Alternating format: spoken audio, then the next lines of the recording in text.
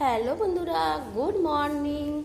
এই যে দেখুন আমার রান্নাঘরের মেজে হয়ে গেছে। দেখুন আর কিছু বাকি রয়েছে। এই যে পুরো জাংলা ফাংলা এখন বাকি রয়েছে। এই যে তেজপাতা গাছ থেকে ভেঙে আনলাম, ভাবলাম রোদে শুকাবো। আর কি শুকাবো, যা বৃষ্টি হচ্ছে। এই যে ডালগুলো কি সুন্দর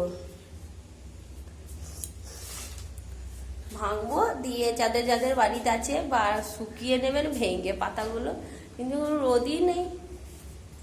ওই জন্য এখানেই ছেড়ে দিলাম, থাক শুকুক, তারপর ভাঙবো।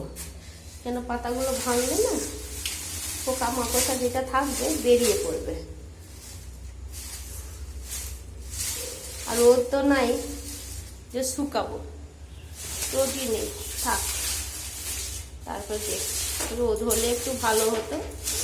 আর রোদ হচ্ছে বৃষ্টি হচ্ছে, রোদ হচ্ছে বৃষ্টি হচ্ছে। এই যে আমার মেয়ে স্কুল যাবে, যে তাড়াতাড়ি রান্না করেনি, এখন কাজ হয়নি। এই যা মশা এই রান্নাঘরে, বাপ রে বাপ, প্রচুর মশা।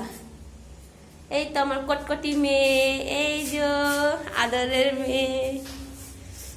এই যে দেখুন, তাও অনেকটা বারান্দাতে পরিষ্কার হলো, জিনিসপত্র সরালাম, ভাঙাচুরা যা ছিল